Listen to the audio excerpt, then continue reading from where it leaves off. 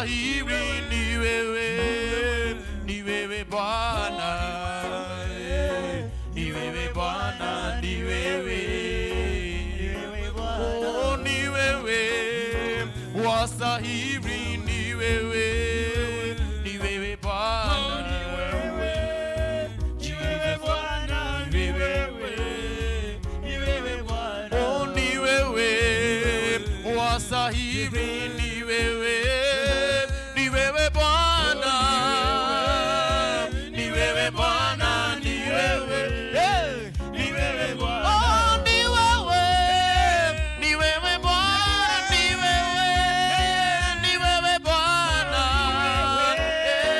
ni wewe Bwana, ni wewe,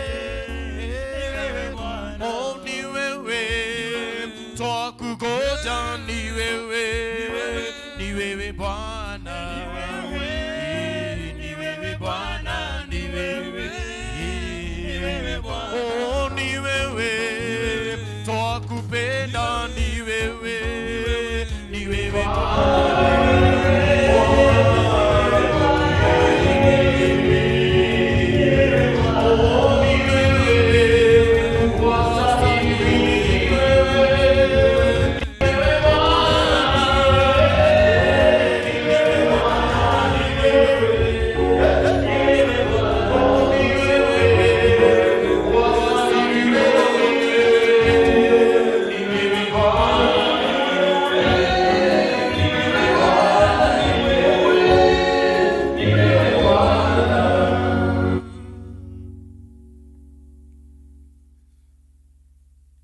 Praise God.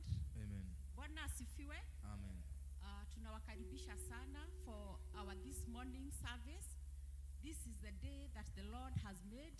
We will rejoice and will be glad in it. Thank you for coming, but we welcome you to come in front. Please take the seat that is in front of you. Tuko bali sana. Come to the seat that is ahead of you, please. Thank you for obeying. We will start our service with the song Msalabani pa Mwokozi, being led by our praise and worship team.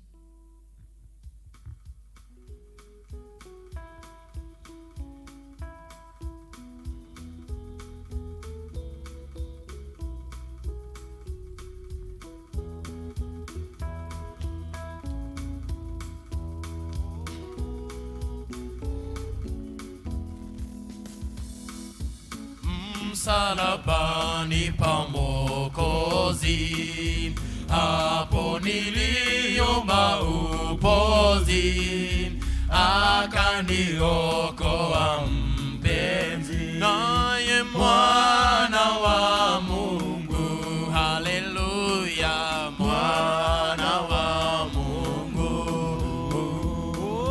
Mwokozi wangu, akaniokoa mpenzi, mwana wa Mungu, chini ya mti msumbufu, ilikoma utakatifu, alinikomboa kwa damu, mwana wa Mungu, haleluya, mwana wa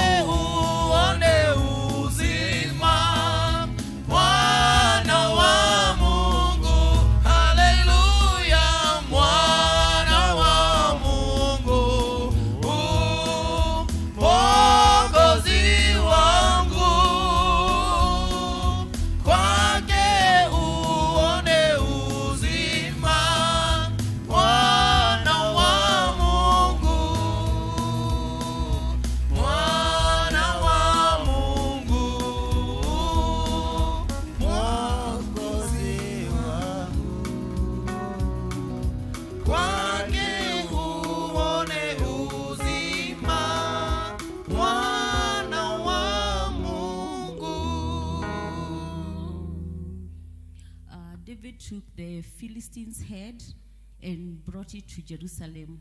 He put the Philistines' weapon in his own tent. Let us pray. Everlasting Father, King of all glory, we bow before you this beautiful morning. We want to thank you, Father, for the gift of life. We want to thank you, Jehovah, for bringing us to your house, O God. We give you all the glory and all the honor, mighty God. We bow before you with repentant spirits, O God, and pray that, Jehovah, you may have your way in this morning.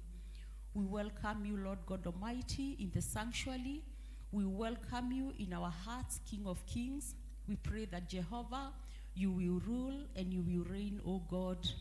We pray that, our Father, you will take preeminence, you will guide us, you will lead us, King of Kings. And we pray that, Father, as you instruct us, we will obey you, King of glory. Thank you, mighty God, as we start off. And we pray that, Lord God Almighty, even our members who have not come in, oh God, we pray that you will bring them, that, Father, we may partake this blessing and this worship together, King of all glory. We thank you this morning as we welcome you, praying that, Lord God Almighty, we want to start with you, we want to be led of you, and we pray that, Father, may the presence of the Holy Spirit prevail, because without you we cannot make it. We give you thanks, we give you glory. In Jesus' mighty name we pray and we give thanks. Amen. I welcome the praise and worship team to take over. Praise the Lord, church. Amen. Praise the Lord. Come on, lift your hand. Praise the Lord. Amen. Amen. It's a beautiful day that the Lord has given us. Please say hi to your neighbor. It is still morning and I can see some faces looks a little bit gloomy. Please take a walk.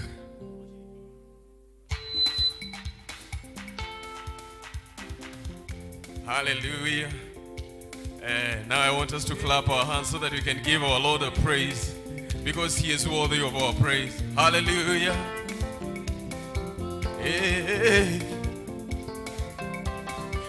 Msalaba wa Yesu, msalaba umeniokoa dhambi. Hallelujah.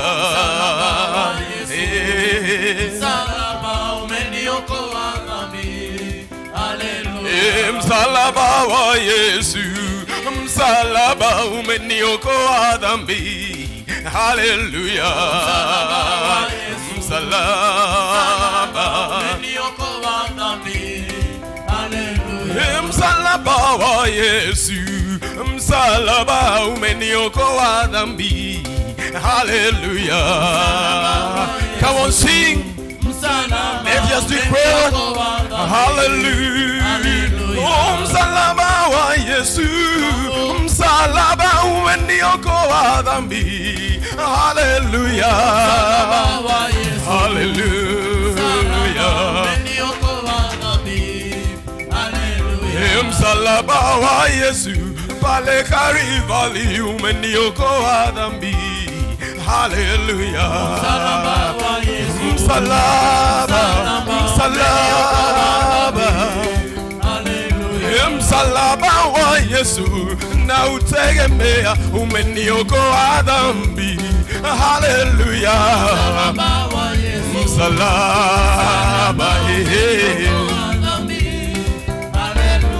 Msalaba wa Yesu wenye nguvu zote umeniokoa dhambi. Hallelujah. Msalaba, msalaba. Msalaba wa Yesu, msalaba umeniokoa dhambi. Hallelujah.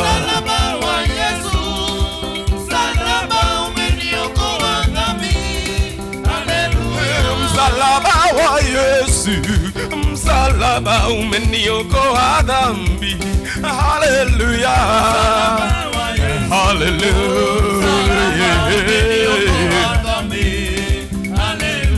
Msalaba wa Yesu wenye nguvu zote umeniokoa dhambi. Hallelujah. Msalaba umeniokoa dhambi.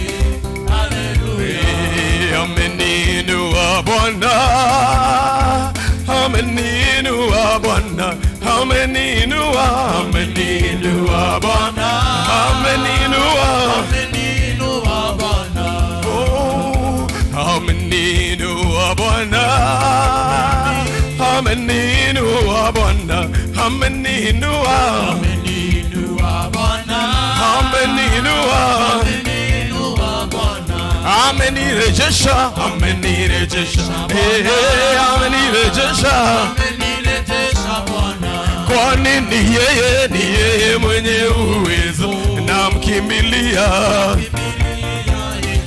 kwani ni yeye uwezo, namkimbilia, oh, kwani ni yeye, oh, namkimbilia.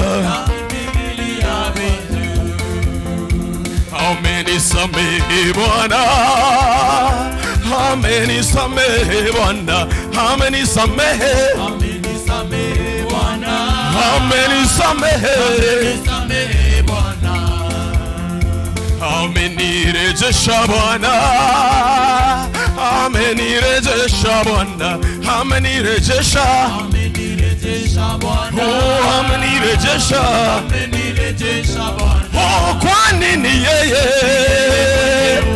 oh, namkimbilia, oh, kwani ni yeye, oh, namkimbilia.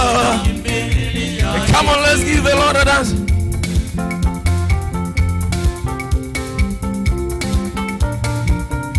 Hallelujah, give the Lord a dance. He is worthy of our praise. Hallelujah.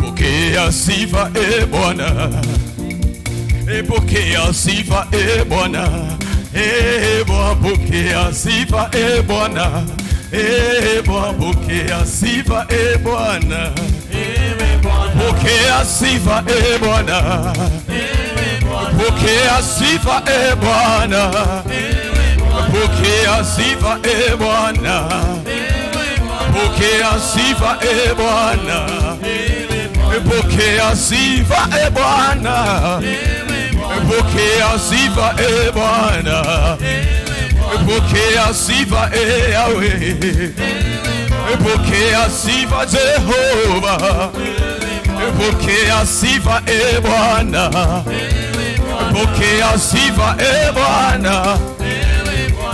Hallelujah, amen, hallelujah, hallelujah, oh hallelujah, hallelujah, hallelujah, oh hallelujah, hallelujah, hallelujah. Pokea sifa Bwana, pokea sifa Bwana, pokea sifa Bwana, pokea sifa Bwana. Hallelujah, hallelujah, hallelujah, hallelujah, hallelujah, hallelujah. Now who has your final say? Come on, who has your final say? Oh, declare who has your final say. Oh, no matter what your people say. Oh, no matter what the doctor say. Oh, no matter what your family may say. Oh, Jehovah turns my life around. He turns my life around. He makes a way where there seems no way. Jehovah, oh, Jehovah turns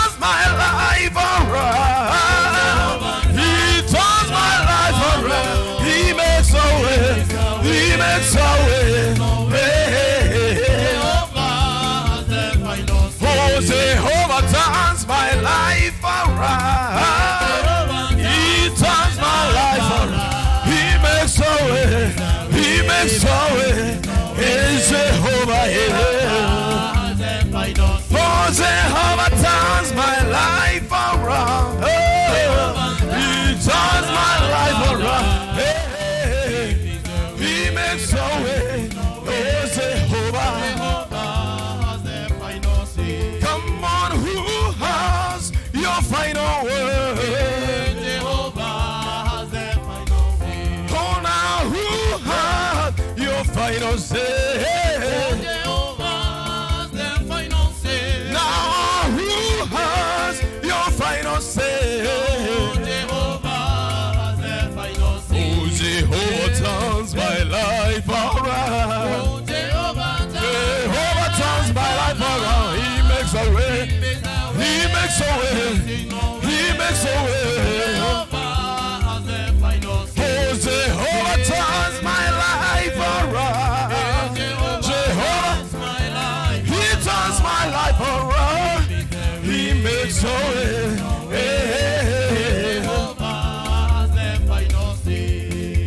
Yesu alikufa Kalvari kwa sababu ya dhambi zetu zote. Hiyo Kalvari, hiyo Kalvari. Yesu alikufa kwa sababu ya dhambi zetu zote. Hiyo Kalvari, hiyo Kalvari. Yesu alikufa Kalvari kwa sababu ya dhambi zetu zote. Hiyo Kalvari, hiyo Kalvari. Yesu alikufa kwa sababu ya dhambi zetu zote. Hiyo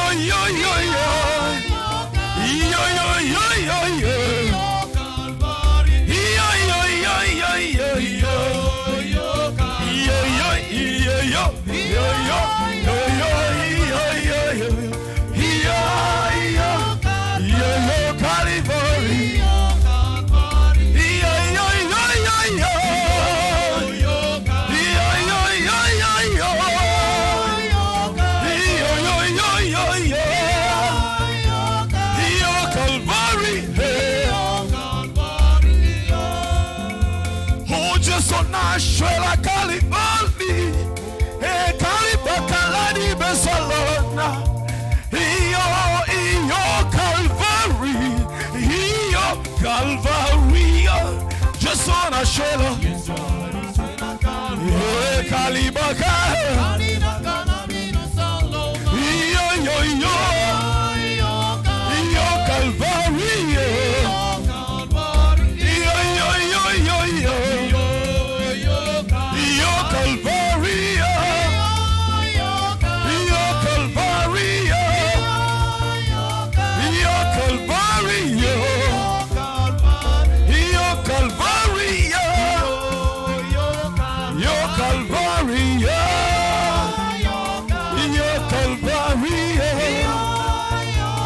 Hiyo Kalvari.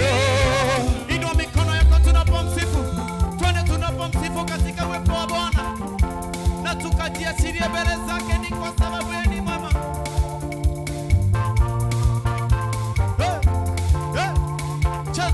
Cheza kidogo katika uwepo. Tunapoingia kwenye maombi, tunamchezea Bwana. We worship. We lift your name, oh Jesus. We exalt you this morning. You are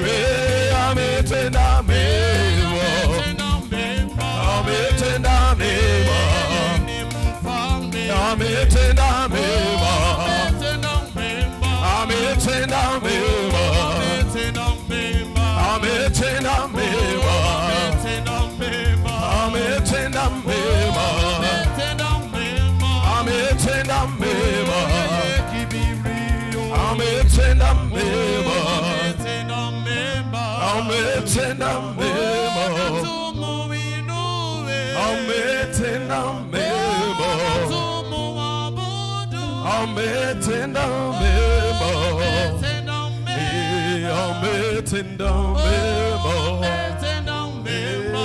ametenda Tina mikono yetu mema. mbele za Bwana tunapomwambia Yes, kwamba Lord, yeye ni you are. mwema. Yeye ndiyo tegemeo la Yes, kimbilio Lord, katika you are, maisha you are, yetu. you are. Uwezo wote ni wake, Yes, nguvu Lord, you zote ni zake are. asubuhi ya leo. Pasipo Oh, nguvu yes, zake na Lord, uwepo you wake, are. nasi hatuwezi kuonekana. Nasi ni kwa neema tu imetufikisha siku ya leo, katika jina la Yesu. Baba, twakupa sifa, tuwajia chini ya mioyoni mwetu mbele zako asubuhi ya leo Bwana, ukakubali uwepo wako katika jina lako takatifu, nasi ukakubali Bwana uwepo wako Bwana, kakwe nasi kwa maana sisi hatuwezi.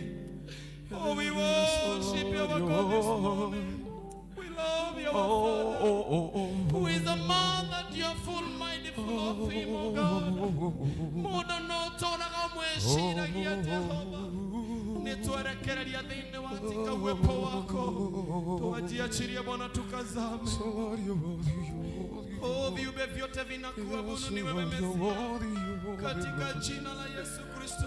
Oh, Bwana pokea sifa. Tunakupa sifa Bwana. Twakupa heshima na sifa zote. Ewe Mungu umetukuka. Twakupa heshima na sifa zote. Ewe Mungu umetukuka. Twakupa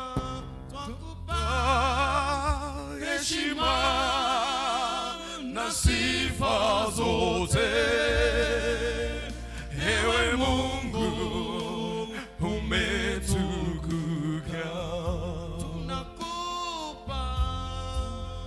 Twakupa heshima na sifa zote.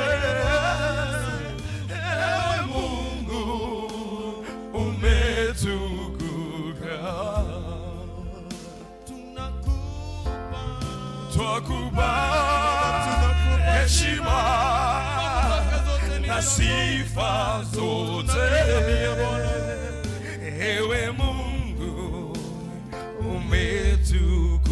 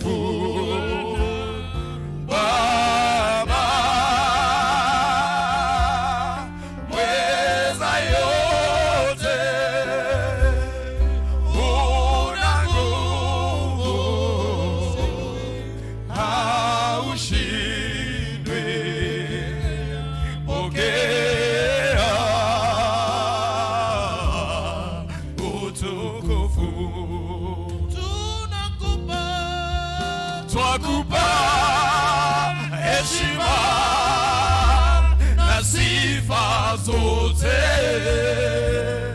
Ewe Mungu umetukuka.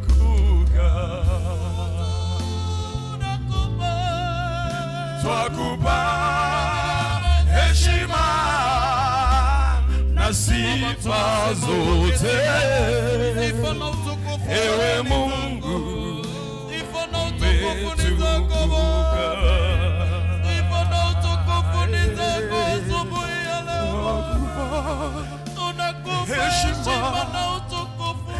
sifa Sifa na utukufu ni zako, Baba. Ewe Mungu Wewe ni mweza Bwana. umetukuka. Tunakutolea shukrani zetu siku ya leo.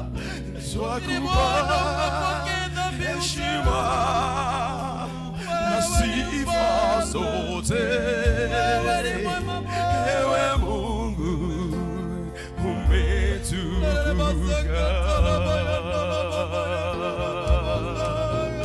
Twakupa heshima na sifa zote. Ewe Mungu umetukuka.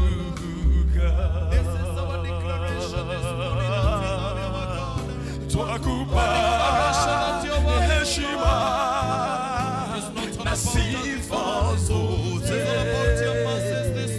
Ewe Mungu umetukuka.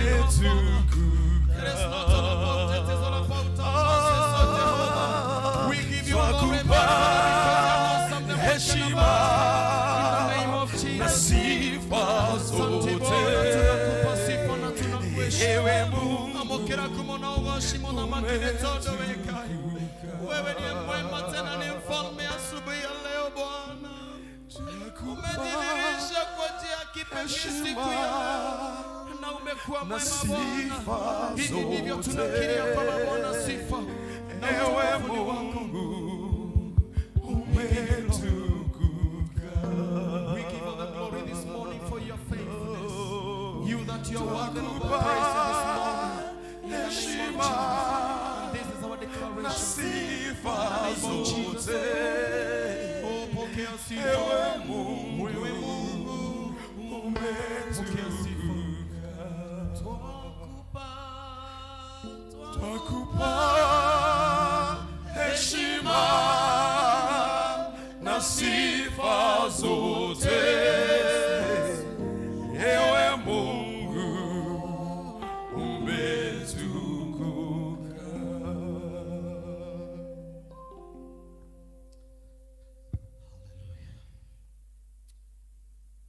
Father, we want to thank you this morning because you are great God. There is no God like you. You are Orifa, you are Omega, the beginning and the end. Before you there was none, and after you there shall be no other. Your name is Jehovah. Your name is God Almighty. Your name, Jehovah, is supreme, O God. You are the absolute God, the powerful one, the holy one. We want to join the elders in heaven as they bow down before you and declare, worthy, worthy is the Lord. Holy, holy is the Lord God Almighty. The Lord that rule on the earth, under the water, and in heaven. Let your name be glorified.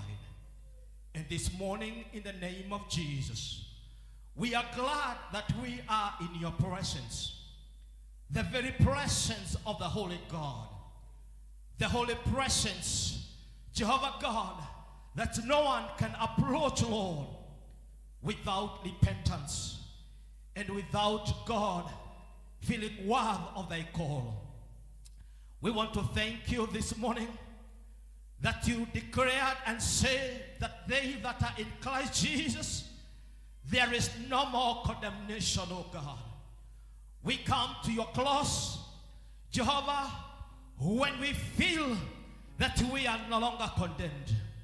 We approach the throne of your mercy that we may obtain grace this morning, that, Lord, we may have a fellowship with you this morning. We want to thank you that this is the day that you have made. We shall be glad and we shall rejoice in it, Lord, and in your house, O God. We want to thank you that your grace and favor is upon us. We want to thank you that your love is unfailing, O God. And this morning we are delighted, O God, to come, Lord, to your throne. We are delighted this morning, God, to approach your throne, God, as your children and you as our Father. And we want to have a talk with you, God. We want to talk to you, our Father, because you are only our God. We do not have any other God. You are our hope. You are our trust. You are our strength. You are our refuge. And we learn to you this morning, knowing that God, you will speak to us. We learn to you this morning, knowing that God, our burdens, Lord, you shall give us rest, our God. We thank you this morning because you are everlasting. We thank you this morning that you are creator. We thank you this morning that you are our shield. This morning, God, we are delighted being in your house, oh God. You will let men, and they call this place an oasis of love. Jehovah God, this is where we come to fight love. This is where, God, we come to fight love, that God is heavenly. This is where, Jehovah, we will find love with one another. This is where, God, our burdens will be taken away because of your love. This is where, Jehovah, we shall find hope because of your love, oh God. And you sent your Son, Jesus Christ, and he summarized your commandment into two. That we love you, God, and we love our neighbors. And we want to declare this morning that, God, we have this love for you, and we have this love for one another. And in this praise, oh God, you will command your blessing. Because where there is your love, and where people love one another, there, God, you command your blessing. You are going to command your blessing this morning. Jehovah God, to the pulpit, you will command your blessing. To the elders, God, you will command your blessing. Because, God, they have demonstrated love toward one another. In the fellowship, oh God, Jehovah God, in the congregation, you will command your blessing because they have demonstrated the love with one another. Jehovah God, the God that walketh and ministers, the Lord that searches the heart and the mind. Today, oh God, we are in your presence, that you may search our hearts, that you may search our minds. In us, God, if there is anything, God, that can make your blessing, oh God, not to flow, oh Lord, get rid of it, Lord. Jehovah God, that your blessings, oh God, will flow in the name of Jesus Christ.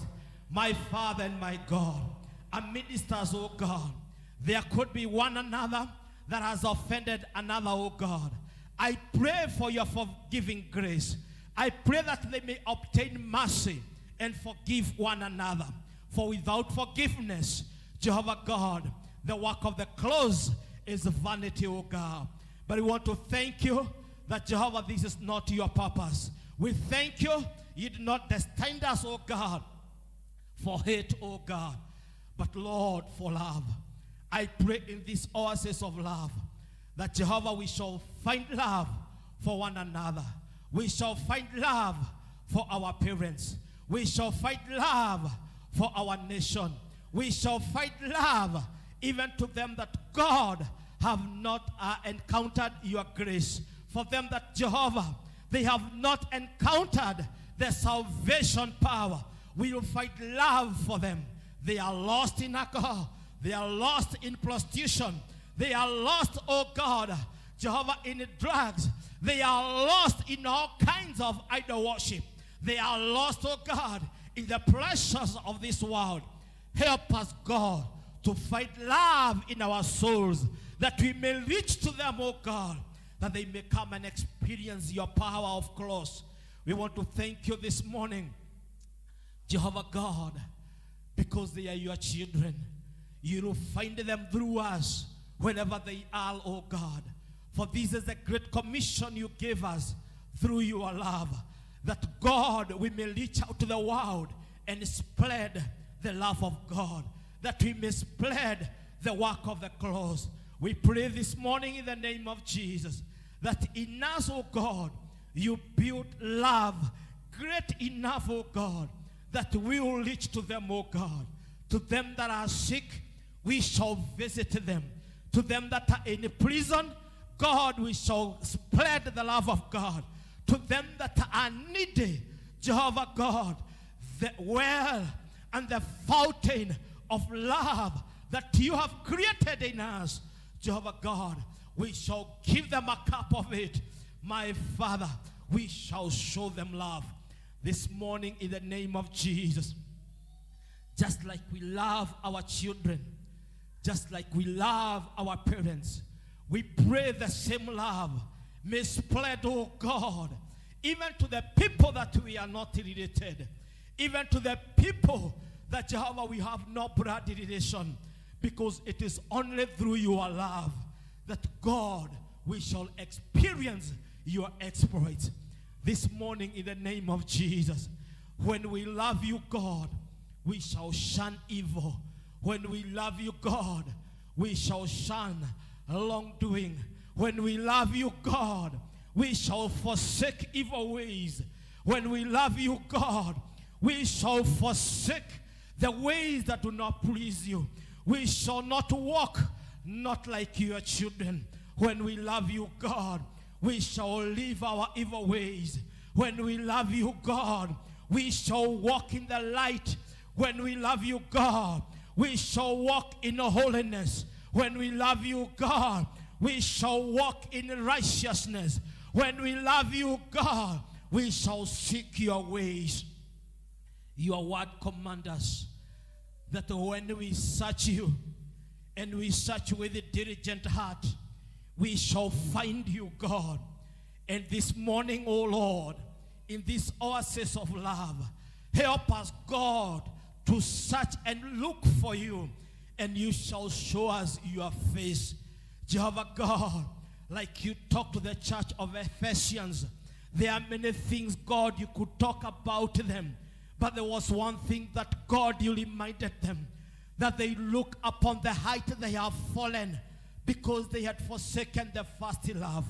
Father, I pray this morning that you may restore to us the first glory of love, that you may restore to us the love that we have forsaken, the love of the gospel, the love of doing good, the love of seeking your righteousness, the love, God, for your church, the love to serve you, the love, oh God, to work even in your church.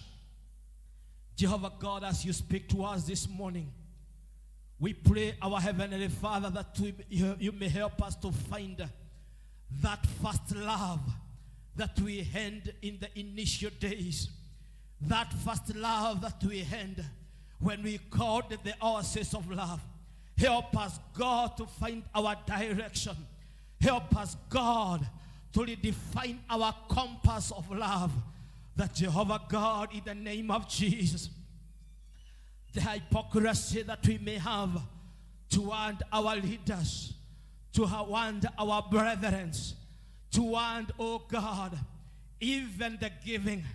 Jehovah God, I pray that you may help us, Lord, that we may do it in love, that we may do it, God, from the depth of our heart, because of the love that we have for you, and the love that we have for your house, and the love that we have, oh God, Jehovah, for your creation. And we want to thank you because, God, you are God that we call our Father. Amidst us, oh God, they are troubled souls. They have looked for love. They are yet to find it. But I pray, God, when they come to your house, they will find love. There are those who are watching us online, oh God. They are lost, oh God. They don't know where to find love. But I pray, God, that when they come to this place, they will find an oasis of love. Jehovah God, and they will find their life direction. They will come back to you. They will return to you, God. Them that have backslidden. Because, God, the love that they expect to find in your house and to find in your kingdom, Jehovah, it was shortcoming. But I pray, Jehovah, this morning that they may find the true love of God. If you did not love us, you could not have sent your only Son. You could not have made him to die. You could not have made him to shed blood.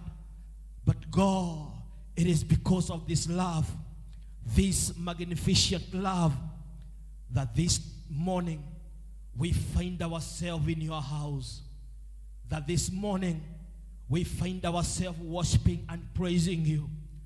And help us, God, that anytime we worship you, anytime we praise you, anytime we serve you, God, help us to do it in love, because this is the only commandment. It is so simple, yet so difficult, God. Sometimes, God, we find ourselves not even loving you, not even finding love in ourselves. We pray, Jehovah, that this morning that you may encourage us to love ourselves even as we love our neighbors, and that even as we love you. The love for you, God, will make us desire to know your word. The love for you, God, will make us desire to do that which is right. And I seek your forgiveness this morning. If God, you not love us, you will not forgive us. But if you find that, God, we are worthy of your love, you will forgive us. You will not keep a record of our evil. You will not keep a record of our sins. You will not keep a record of the things that we have done that are abomination, things that are evil before your eyes. I pray, God, through your love, that we will find forgiveness from you. Even, Lord, as we continue with this service, I pray, God, that we may find love in your word, through the speak of your word, that we may find love in your word. Jehovah, you will speak to us. You will walk with us in a divine way, oh God, just because of love. This morning, in the name of Jesus, we pray for our nation. Sometimes, God, the politics polarizes our nation and we forget love for one another. We start looking at political affiliation. We start looking at the tribe and the caras. We start looking at the language that we speak. We find comfort in our last names, Jehovah, and we forget this very noble thing of love that make us all human beings, that make us all part of your creation. Help us this morning that we may fight love for our nation, that we may fight love for our leaders, the political leaders, the religious leaders. Help us to fight love for them. When we have love, we will not kill. When we have love, we will not steal. When we have love, we will avoid corruption. When we have love, God, we shall help one another. When we have love, our country will be blessed. We shall have plenty of harvest, because, God, you love our land and you love its people. We want to thank you. Where there is love, there will be no war. Where there is love, there will be no conflict. Where there is love, there will be no bloodshed. Where there is love, there will be peace and tranquility. Where there is love, Jehovah, your blessings will flow. We want to thank you that we pray that you may have your way in our lives, have your way in our families. Even when there is lack of it in our families, God, let there be love. Love among wives and husbands. Love among children and their parents, brothers and brothers, sisters and sisters. Let there be love. Love that God spread even to the neighborhood. We want to thank you that is for this reason, God, we are here because of this love. And we shall speak of this love from this oasis, oh God. Because, dear God Almighty, we thank you this morning because you speak to us in that loving sound. We shall hear you, God, in that lovely sound. You shall walk with us, God, and we shall walk with you.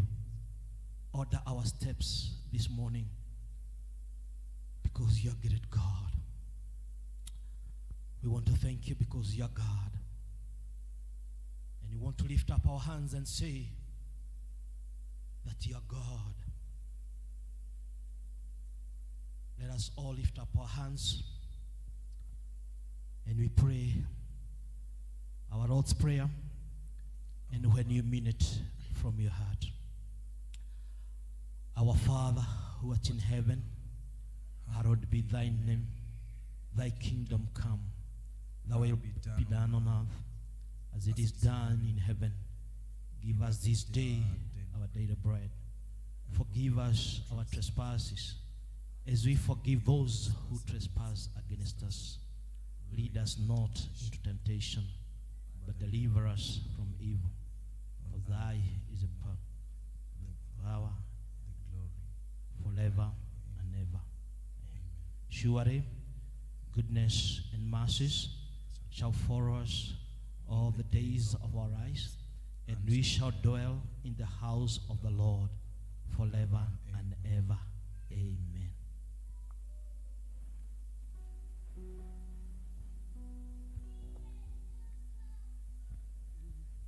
Church, once again, welcome in the house of the Lord. Thank you so much, the worshipers, for the good praises and even the good intercessory. Praise the Lord. Praise the Lord, church. I'm sure we can all feel the love of God is in our midst, na Mungu ataendelea kututendea mema.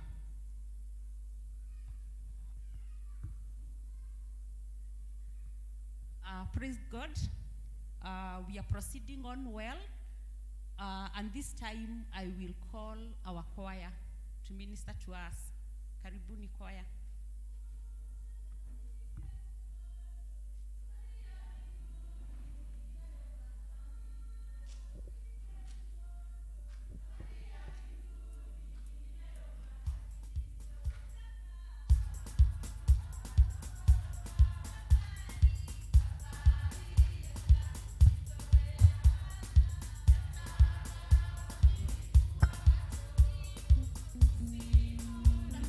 Come out.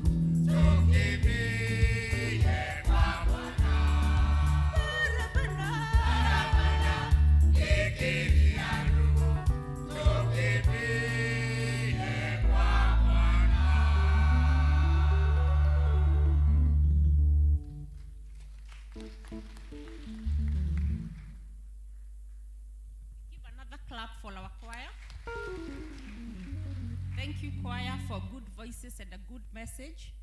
Our next item is announcements that will be led by Elder Samson.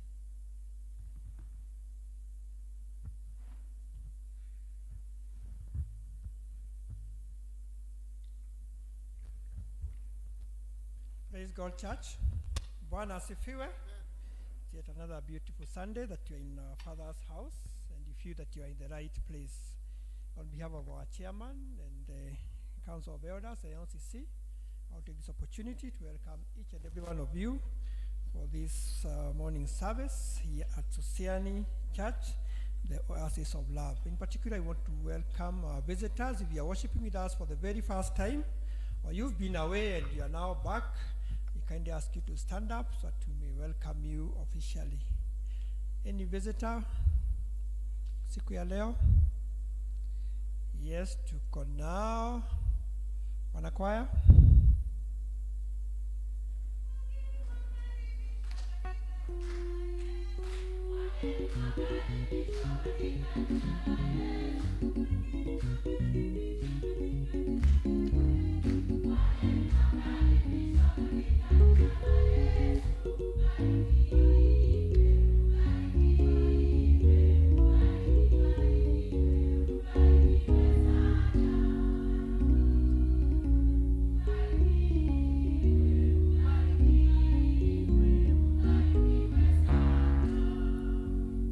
So much. Our visitors feel that you're in the right place. If you have come to reside this side and you're looking for a place to worship, look no further. Come and join us in the Sociani family by seeing our elders, and they will record you in our books. If you're worshiping with us today and you're going back to your place of worship, we are sending with our greetings from P.C.E.A Sociani.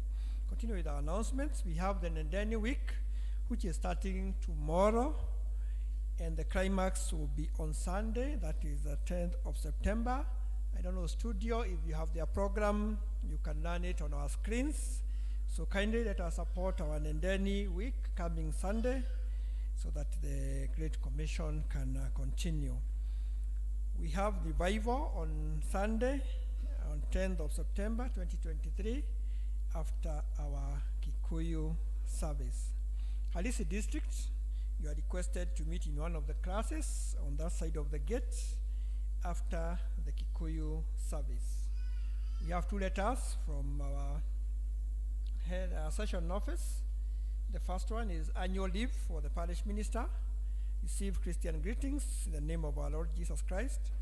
This to notify you that our parish minister, Reverend Albert Kikonyo, is on his annual leave from 1st of September 2023. Reverend Francis Joroge from Kayore Parish will be the reliever for the said period. The parish days to remain on Wednesday. Signed by Elder Daniel Joe, our session clerk. Our second one, to all congregations, 2023-2024 annual election schedule. Receive Christian greetings. We give thanks for the leadership within our church groups, LCC and parish for the year ending 2022-2023, and for yet another year that he has bestowed upon each of us to continue serving in his vineyard. This to notify you that time is due to prepare for the year 2023-2024 annual elections, and the session has agreed to hold elections within the following deadlines. LCC groups hold your elections by the 10th of September 2023. Deacons by 17th of September 2023. Parish group leaders by 24th September 2023. LCC and CAC session 7th October 2023. Let me repeat that again. LCC groups, please note, by 10th of September 2023. Deacons 17th September 2023. Parish group leaders 24th of September 2023. LCC and CAC session by 7th of October 2023. Kindly adhere strictly to the laid down stipulations concerning church elections, including the ones listed herewith below. All elected leaders must be full communicants. The 3-year rule must be strictly observed and no swapping of positions should take place. After serving for 3 consecutive years in any position, be it in the session or in the church group, one cannot be elected into any office and is supposed to take a break of at least 1 year before re-election. Elders scheduled for retirement should not be elected in any office, that is the local, parish, or presbytery, in their retirement year. The LCC chairpersons and registrar to be elected by the session.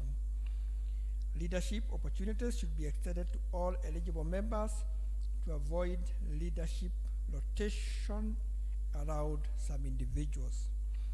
Note, all LCC group leaders to meet on 24th September 2023 at Sociani Church, 3 p.m. for the parish elections. A list of all newly elected congregation deacons and group leaders for the year 2023-2024 to be submitted to the parish office on or before 25th of September 2023. All elected leaders will have a seminar and commissioning on 21st of October 2023 at Sociani Church from 9 a.m. Let us continue praying for this very important exercise. Yours in the Lord's Vineyard, Elder Daniel Joe, our session clerk. And in addition to that, please note PCMF, you'll have your elections tomorrow, Monday, during your Monday fellowship. Women's Guild, you'll also have your elections tomorrow as you attend your weekly fellowship. Choir, the elections will be on coming Friday after the choir practice. So note those 3 groups will have our elections in between the week. My name is Samson Degwa. I love Christ as my personal Savior. Be blessed. Thank you, Elder. This time, the children will be prayed for by Elder Kimani.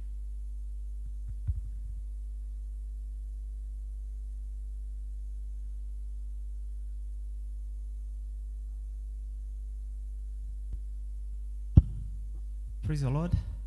Watoto waje so that we can pray together.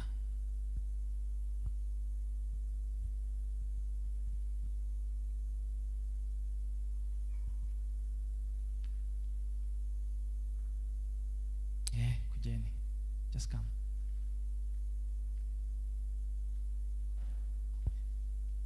Kanisa tutasimama so that we can pray for these children.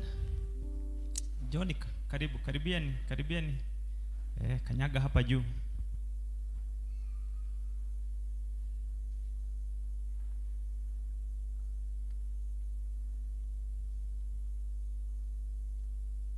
Yes, let's pray. Father, in the name of Jesus Christ, we lift your name on high, for you are a God. I want to thank you because of this opportunity for being in thy house a time like this. Thank you, Father, because of these children, oh God. They are our blessings from you, dear Lord. We want to thank you, Father, for them. And I want to commit them unto thy able hands, dear Lord. These children, plus others that are represented here by these ones, oh God. Father, there are others that went back to school this week, and we speak of thy protection upon them as they shall be in school throughout this term, dear Lord. Those who are still at home, dear Father, due to school fees, O God, Father, we pray that you shall provide unto them through their parents, dear Lord, because you are Jehovah Jireh. And now all these children, O God, even those who have not even gone to school, Father, we commit them, O God, unto thee, Father, and we pray that, God, that they shall grow up in thy fear to the glory and honor of thy name. We speak of thy blood upon them, O God, as they grow up. We declare that they are blessed, dear Lord, all throughout their lives, dear Lord. And now we pray that they shall live in thy house all the days of their lives. Father, we pray even for their parents, O God, that God, you shall enable them, O Lord, to bring them up in the training and the admonition of you, O Lord. We want to declare that our children are blessed. In the name of the Father, the Son, and the Holy Spirit, Lord, we pray. Amen. God bless you so much.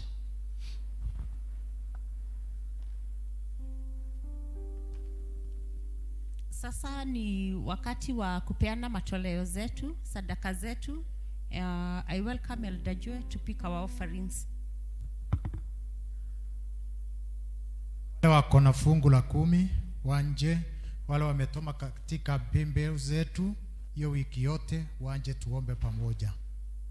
Tukimaliza tutaenda kwa sadaka na wangojea, tutaenda kwa sadaka alafu tutamalizia na Thanksgiving. Pia wale wametuma katika pembe wanje, wale wametuma katika pembe zetu hiyo wiki imepita wanje. Kanisa tusimame. Evangelist Susan.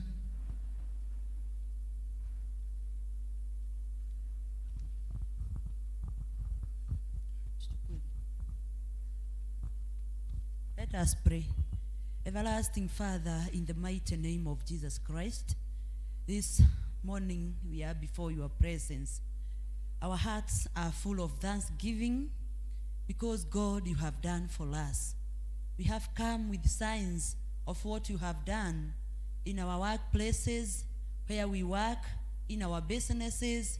We have come with funds to say thank you, God, as we put it in your house, as your word demands, O God. We want to thank you that you have allowed us to worship you this way. And we pray, as your word states in book of Malachi, that as your store is full, may you release your blessings upon us, O God, that we shall have place not enough to fill or to keep the blessings, God, that you are going to give us. We thank you for allowing us to worship in this way, and we ask that you continue blessing us. Bless us, Jehovah Lord. Those of us who have come attaching this tithe with our prayers, O God. Others, we want our doors to be opened. Some have attached prayers for our families. Some have attached prayers, God, for our children, God. Every prayer attached to this tithe today, Father, we pray that you are going to hear and answer for the glory and the honor of your name. We thank you, God, and we worship you. We remember there are others who would wish to give their tithes, but God, they have nothing to give. They try their best, but God, they have no earnings, God. As we worship you together with these dear ones, we remember them that are willing, but they have nothing to tithe. They have no jobs. They have nothing they do with their hands. They have nothing to bring as a tithe, oh God. Remember them, Abba Father. See, you have remembered us. We trust and know that even them, one day they are coming and they will wake up and they will come and worship you together with their tithes, with their offerings, as you are going to minister to them. Others are pulled by thy love. May you pull them to you, God. In the name of the Father, and of the Son, and of the Holy Spirit, we pray. Amen. Thank you. Deacons, kama vile nimesema, tutatoa sadaka, alafu tutamalizia na Thanksgiving. Wazazi wa watoto ambao walienda Mombasa na watoto in general, tulisema ya kwamba leo tutakuwa na Thanksgiving kwa ajili Bwana ametutendea, tujitayarishe.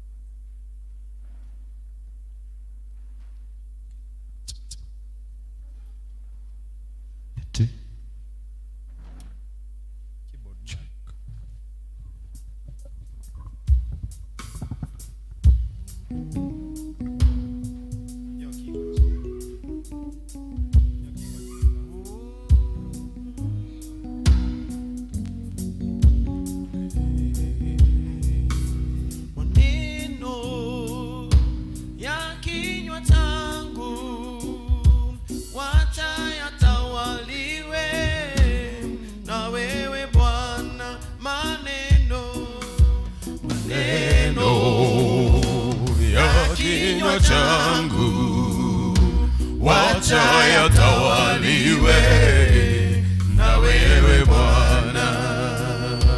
Ninaponena juu ya maisha yangu, ni nene ya baraka na sikurani.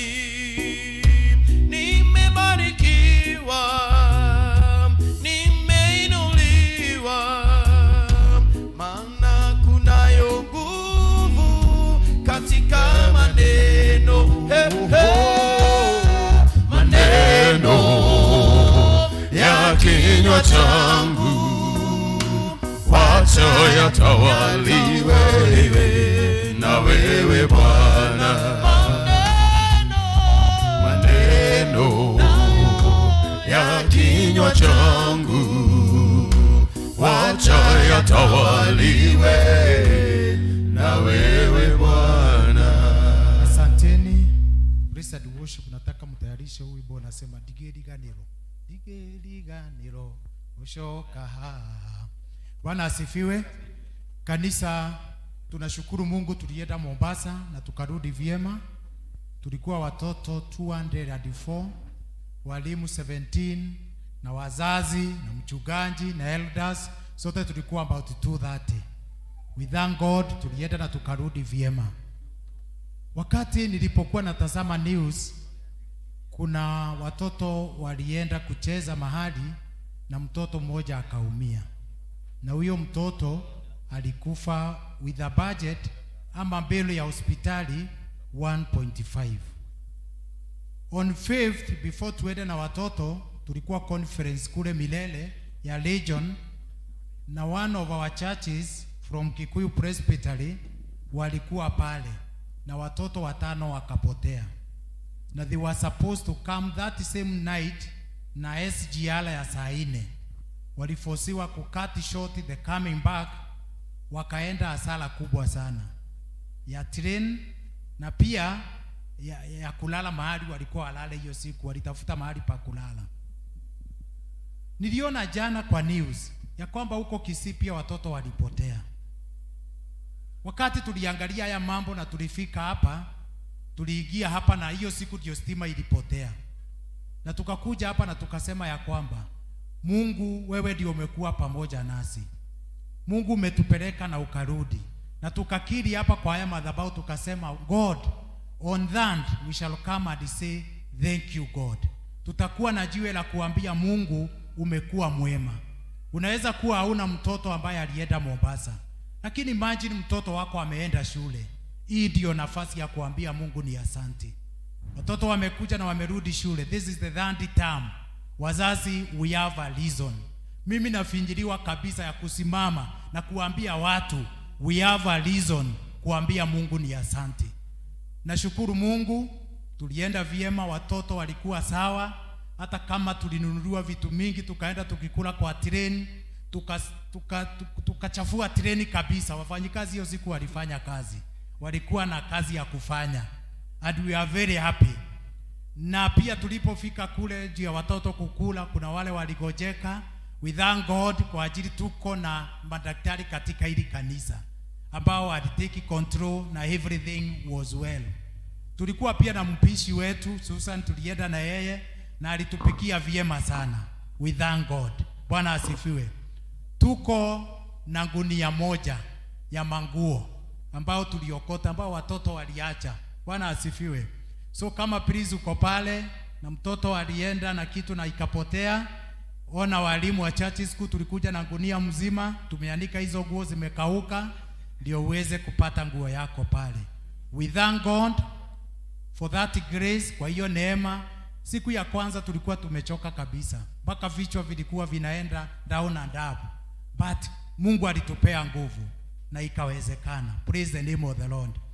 Wale watoto wao hawakuenda na wale watoto wao ni wadogo, tutawapeleka December kule Animal Orphanage. Tafadhali tuko na t-shirt. Tuko na t-shirt zile tulikuwa tumevaa, umeona picha zetu. Tuko na t-shirt ambayo iko na logo yetu. Huko mahali pale mtoto wako ana t-shirt, naomba utaona walimu. Nimeona Nancy mahali. Yes, Nancy ako pale. huyo ndio ako in charge. Ukimuona na 400 atapea mtoto wako t-shirt. Wale ni wandogo, wale hawakuweza kuwa wamefika ule umri wa kuenda, na Bwana atawabariki. Nataka praise and worship wanapoimba huu wimbo. Najua Kikuyu is the main service, but tulikuwa tumeangalia kwamba even in this service tushukuru Mungu kwa ajili ya watoto wetu. Praise the name of the Lord. Kwa hivyo pamoja na wale wako na shukrani zingine zote, naomba tukuje, alafu Elder Dorcas ataweza kuomba tukiwa hapa ndio tuweze kumaliza pamoja. Uko na shukrani yoyote, pamoja na wale wazazi, uko na mtoto ambaye ako shule pia ungependa kushukuru, kuja, ni wakati wako.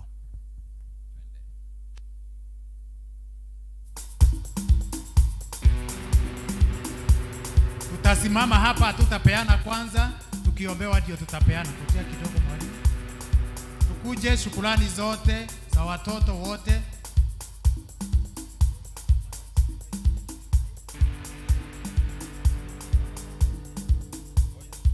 Praise and worship tunawangojea tu. Tusonge. Koyoya na iromo niguguthaitha thuciakwa cianyona nacio ikajuria kayoro kagira iveitane atia ndatuire tana kwaerikana koyoya na iromo niguguthaitha thuciakwa cianyona nacio ikajuria kayoro kagira iveitane atia ndigeriganirwo gucoka wadirikanire kugane wega Imanueli wa Ngai ni udirikanite nikio ni ndacoka kugane wega imathaitha na maria ndana thaithana okenda unyonie kimenyithia giaku wenduri waroria uthio na kugi koguo ndianatuika kirigariwe ndigeriganirwo gucoka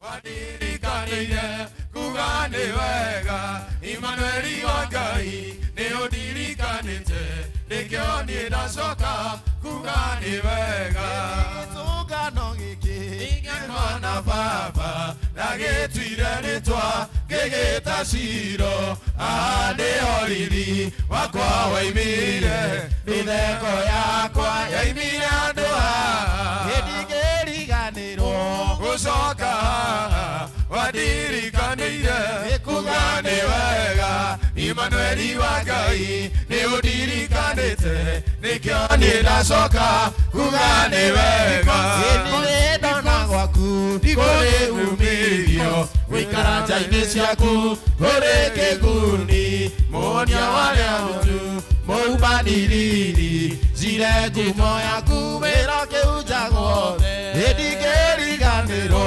gũcoka wadirikanĩire kugane wega Imanueli wa Ngai nĩ ũndirikanĩte nikio nĩ ndacoka kugane wega nĩkũnyũrũrio kũingĩ kũhũthio kũingĩ ndatuĩkĩte hana kanua-inĩ ga Penina nĩ wadĩria ũthiũ na kũngĩ koguo ndianatuĩka kĩrigariwe ndigeriganĩrwo gũcoka wadirikanĩire kugane wega Imanueli wa Ngai nĩ ũndirikanĩte nikio nĩ ndacoka kugane wega ndigeriganĩrwo gũcoka wadirikanĩire kugane wega Imanueli wa Ngai nĩ ũndirikanĩte nikio nĩ ndacoka kugane wega.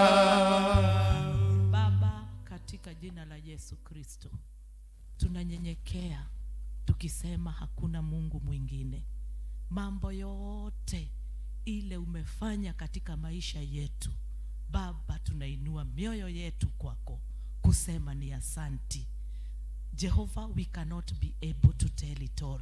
You have done so much for us, so much, Jehovah Father, that we cannot be able to talk of it. But this day, Jehovah Father, your servant are before your altar, glorifying your name, Abba Father, saying, it is you who have done it. It is you who have been together with us, oh God. It is you who have showered your light upon our paths, Almighty Redeemer. We glorify your name today, and we decree that there is none who can be like you. There is none who can be compared with you, oh God. We continue looking unto you and even putting all our trust unto thee, Almighty Father. Lord, we thank you. Thank you because of your servants who have come in this altar. Some of them, Jehovah Father, you have fulfilled their desires. You have fulfilled the expectations of their hearts. Wengine Bwana ni wale tulipeleka watoto wetu Mombasa. For sure, Jehovah Father, sio jambo rahisi kuandamana na watoto over 200, oh God. Kuenda na hao na kurudi, tunajua ni kazi kubwa. Baba, tunakushukuru ni kwa sababu ya walimu wetu, wale walijitoa kwa sababu ya watoto. How we pray, Jehovah Father, that you may bless them. How we pray that you may uplift them, Almighty Redeemer. How we thank you for your safety, for your security over our children, Jehovah Father, during their going to Mombasa and coming back. Tunajua ni wewe. Tumesikia watoto wengine walipotelea huko, lakini wetu Bwana Mungu wa rehema, uliwalinda ukiwapeleka, uliwalinda wakikaa huko, na ukawalinda ukiwaleta. Tunaliinua jina lako na tunasema ni asanti. Mwathani twakahakuganewega, because we know it is your doing. Ni wewe Bwana, sio Jehova Mungu wa Israeli kujua kuwaangalia. Tunajua Jehova, ni wewe umewalinda, ni wewe umekuwa ngao, ni wewe umekuwa kimbilio. Tunasema ni asanti. How we pray, Jehovah Father, that you may continue looking unto them in the mighty name of Jesus Christ. Tunakushukuru Bwana Mungu wa rehema. Kuna siku moja mtumishi wako anaitwa Elijah akawa anakimbishwa na Jezebel, na wewe Mungu ukamficha pahala pale. Hata watoto wetu Bwana, tunajua kuna mambo mingi imekuwa nyuma yao, lakini umewaficha. Siku ya leo, today God, we are here to say thank you. We are here to say thank you, Lord, for your safetyness. It's you who have safeguarded their life, oh God. We glorify your name. Even Jehovah Father, for the last 2 terms of this year, we know, Jehovah Lord, for sure your hand of mercy, your hand of victory has been upon them. We glorify your name, Jehovah. Asanti Bwana, asanti Mungu wa rehema. Tunakushukuru, tunasema ni asanti. Hata kwa patron wa Sunday School, Jehova Mungu, hata kuandamana na watoto na elders wengine, hata mchungaji wetu Bwana, tunaweza kosa kuona kitu, lakini kuwepo kwao Bwana, mimi Jehova najua kuna jambo wamefanya hata kama hawajaongea. May you bless them also, dear Father, as you bless our teachers. Continue surrounding our children with your mercy, with your victory. Continue showering your light unto their path. Continue ordering their step, even in this time, oh God. We pray, Jehovah, that you shall be with them. They shall be exceptional in all they are doing, so Lord, in the mighty name of Jesus. Tunaomba ukapokea shukurani zetu Bwana, katika jina la Yesu tumeomba na pia tumeamini.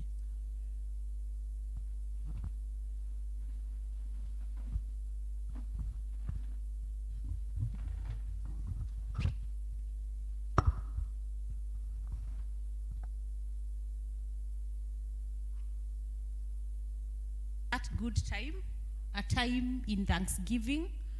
Now we will have our readings, and our readings will be done by Rosa and James, and we are reading from the book of 1 Samuel.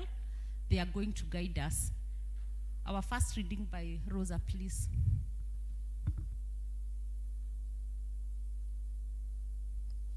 Praise God. Praise God. Praise God. I'm Rosa. We're going to have our reading from the book of 1 Samuel 17 from 50.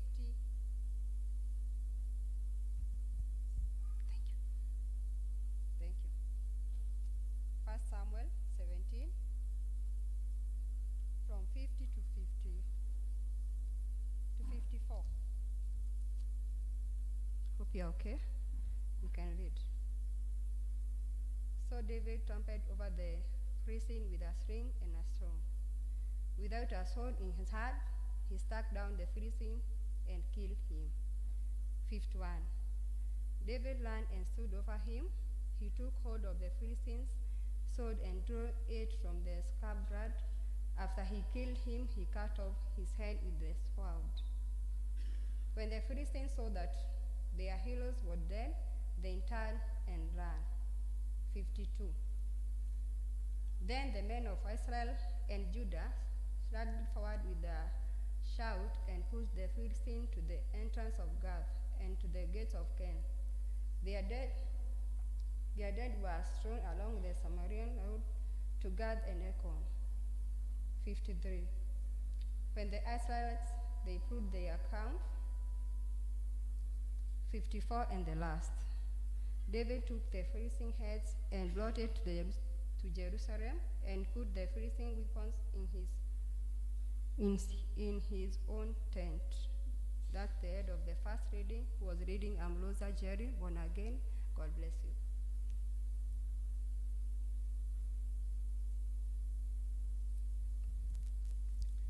Praise God, church. My name is James Ndongo. I will read the second reading. It will come from the same book, 1 Samuel, chapter 21, from verse 8 to 9.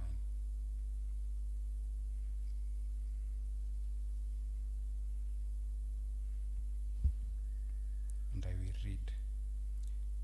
David asked Ahimelech, "Don't you have a spear or a sword here? I haven't brought my sword or any other weapon because my king's business was urgent." The priest replied, "The sword of Goliath, the Philistine, whom you killed in the valley of Elah, is here.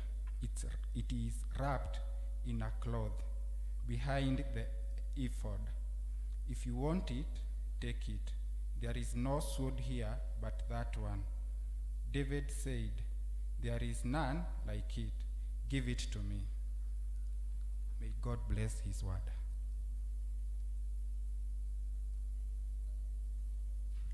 Thank you for the leading of the word of God. We will now arise and we do hymn Stand Up for Jesus so that we can welcome our preacher. Praise and worship. You're going to lead us.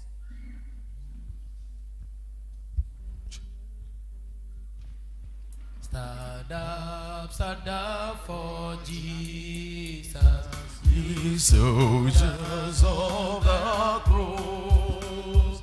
Lift high his royal banner, it must not suffer loss.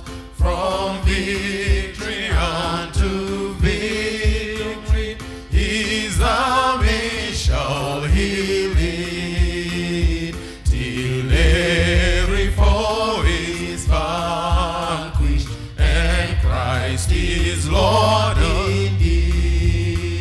Stand up for Jesus, stand in his strength alone. The arm of flesh will fail you, ye dare not trust your Lord. Put on the gospel armor, each piece put on with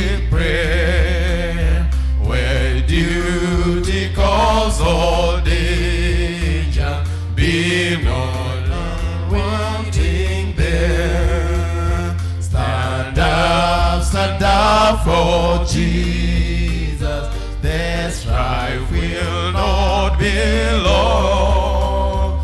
This day the noise of battle, the next the victor's song.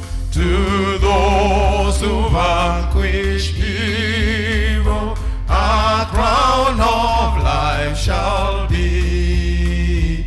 They with the King of glory shall reign eternally. Oh yes, our Lord and our Father, we ask you to guide us through, so that even as we walk through this journey as your army, we will be able to vanquish every evil, and so that we can reign eternally with you. We humble before you and let you take charge. In Jesus' name we pray in thanksgiving. Amen.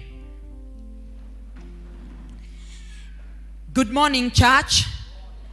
Praise the name of the Lord. Maybe you can wave me in the air. Praise the name of Jesus. I am happy that the Lord has given me this opportunity to be here. I do not take this lightly or for granted that the Lord has allowed me to come and be on this pulpit to speak about him, to represent him. I count it all honor and glory from on high. I most importantly want to thank the leadership of the church, led by our Reverend, that they allowed me to come and do this here where God has entrusted them, so that they can be leaders and anointed for that particular purpose. I'm humbled. And I want to get into the word of God, because I can see our time is much spent. But before I get there, I want to say my name is Rebecca Wamwenewa Wero. I'm born again. Christ is Lord in me. I'm an evangelist with the Presbyterian Church of East Africa, Kariobangi South. So we are just neighbors here. We are also sisters. And I thank God that I am here. I want to get into this word of God today. And I would that you turn to your neighbor and you tell them, step up. Tell them nicely, step up. That is the theme that I have today, and the word of God has been read to us very, very well, and I pray that the Spirit of the Lord will help us and open our eyes, so that we can be able to get even what I do not say, because a good listener will listen more to what is not said than what is said. So I pray that the Lord is gonna open your ears, so that you can be able to hear even what I may skip. And the word of God that we have read today might have been very common to us, but I pray that the Spirit of the Lord will bring it to us in a new perspective. It is a story about David and Goliath, and we know it very, very well. And we know that at this particular time, when we have read the verse, Goliath has already been slain by David. And not only that, if we go to chapter 16, we realize that by the time that David is slaying Goliath, he is already anointed.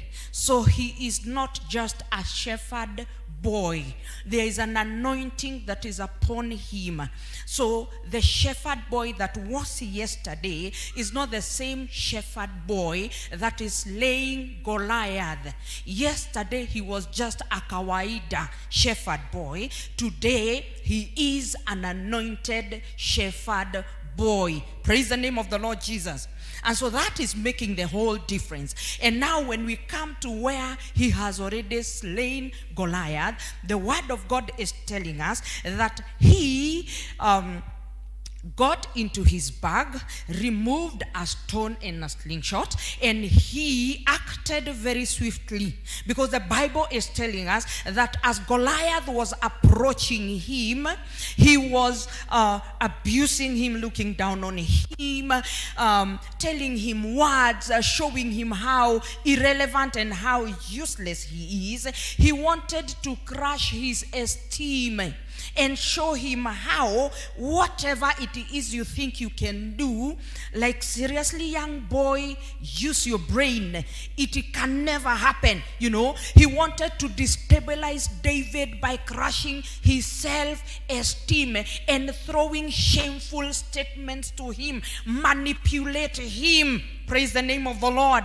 And if I may just stop there a bit, I may need to ask you some few questions. How many times have you been manipulated by either looking at the way people are, where you've gone, who is next to you, the business neighboring you, and it has crushed your esteem up until when a client comes in or even a customer walks in, your self-talk is telling you they won't buy here, they will still go to my neighbor, and at the end of the day you still lost simply because you allowed a Goliath to crush your esteem.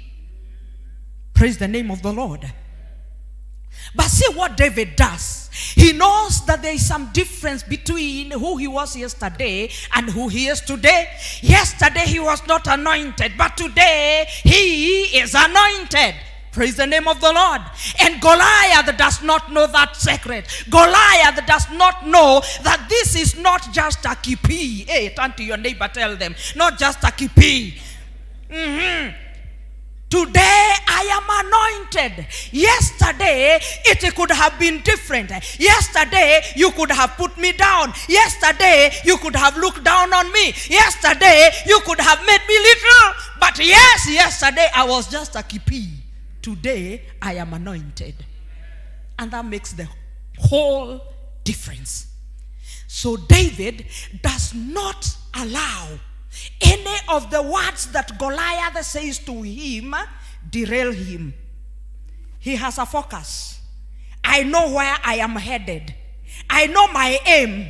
I know what I want to do.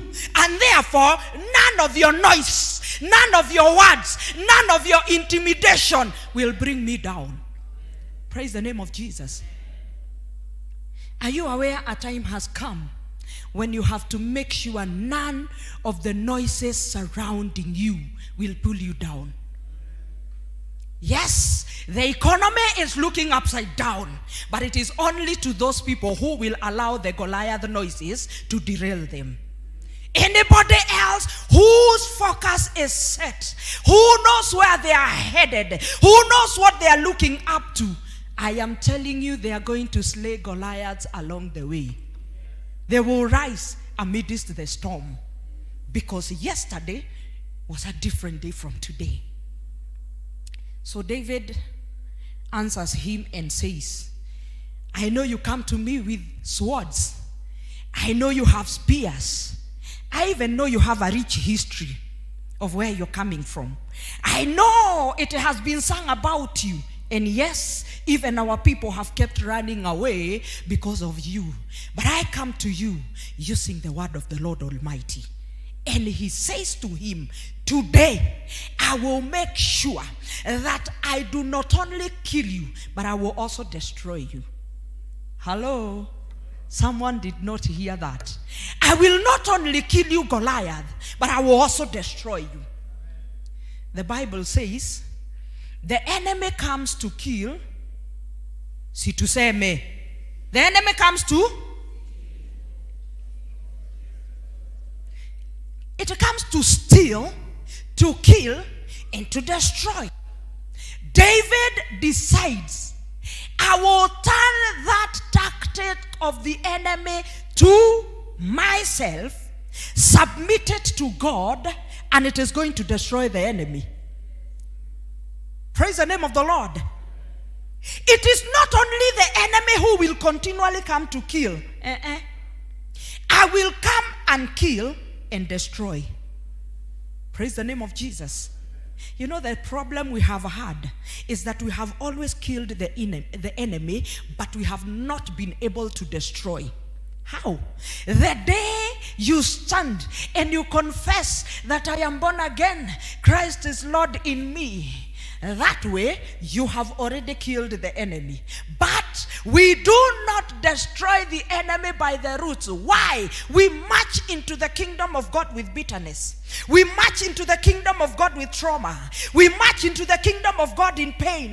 March into the kingdom of God in shame. And so at the end of the day, instead of us prevailing, instead of us triumphing, the enemy prevails upon us. It is a high time we destroy. Tell your neighbor, neighbor, I'm gonna destroy. I'm gonna destroy. Don't leave anything that belongs to the enemy. Make sure that you destroy completely. So he says, I will destroy and I will feed your dead bodies. That is inclusive of the other Philistines. I will feed it to the birds of the air, such that nothing about you is going to remain. David knew that he was operating under an anointing. Which anointing are you operating with? Because without the anointing, you will not make it. Now, that is not what my focus is about. That was just the background. So the Bible says he killed Goliath using a sling and a stone. But remember, he had already told him, I will kill and I will destroy. And one way of destroying was to cut his neck. After you're dead, I will make sure that I cut your neck. Your head, I will separate it with the body. David knew that he could not separate the head of Goliath with the body using a slingshot. Praise the name of the Lord. He knew that my slingshot can only hit and kill, but it will not be able to separate. So he had studied Goliath. All this time when Goliath is making a lot of noise and saying every stuff, Goliath is doing what we call the visibility study. A sham study, ameelewa, this guy has a sword. So when I'm telling him, nitakukata shingo, na nitatoa hiyo kichwa yako, he already knew. Sina upanga, sina kisu, I don't have a sword, but you, Goliath, my enemy, has a sword. Praise the name of the Lord Jesus. Do you know some of the things that the enemy has are supposed to be used by you for victory? Hey, praise the name of Jesus. The Bible says that I have given you wealth that is hidden even in darkness. And if you read Proverbs 25 verse 2, the Bible says something very, very interesting. When I was doing my Bible study for today, I came across that verse and it has really changed my entire perspective of God. The Bible says that it is in the glory of God to conceal matters. It is in the glory of God to hide matters. It is in the glory of God to keep matters secret. It doesn't end there. It puts a comma. It says, and it is in the glory of the king. It is in the glory of the king to search matters. Praise the name of Jesus. The glory of the king is found in searching matters. The glory of God is found in hiding. Hallelujah. So it is upon you. When you are told, I have given you that wealth, it is hidden. When God says, I have given you greatness, it is hidden. I have given you children, they are hidden. Ama there is any woman who walks on the road and you can see the children in the womb? Do we have a woman whom you can see them? They are hidden. It is upon the king. And you know we are kings with Christ. So maybe stop thinking about, oh, sijui king who, sijui king what. It is you and I. We are kings with Christ Jesus. It is upon I to search matters. So David was busy searching. I have told this guy I'm going to separate his neck with his body. How do I do it? And there are so many people watching me. They are waiting to see. Amesema ati atatoa hiyo kichwa yake. Huyu na amekuja hapa na fada. Wacha tuone venye atafanya. Bwana asifiwe. And God will never ever compromise his glory. So when he says it will be done, it has to be done. David was very, very careful that he does not put himself to shame. So the Bible says that immediately Goliath fell. David swiftly ran, stood on him, and disarmed him. Praise the name of Jesus. The hour has come that we disarm the enemy. The hour has come. Disarm the enemy. Why? Goliath may have died, but the Philistine community and generation was not dead. It was still alive. And so David knew, if I leave this armor with Goliath, another Philistine will come up. They will pick it and they will still use it in a similar manner. Praise the name of Jesus. Those small demons, those small spirits that we assume. You know, I look at how we were all grounded by the COVID-19. How big or how huge was the virus? Was it big enough? Could I hold it the way I'm holding my microphone? Was it as big as this pulpit? That tiny, very microscopic, that one. It grounded the whole world.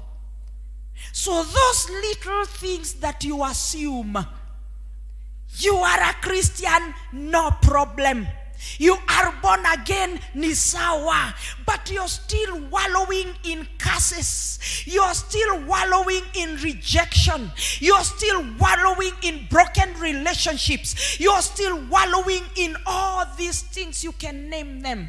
It is because when you slayed the enemy, when Goliath of your life was slayed, he was not disarmed. And the small demons came and took the armor.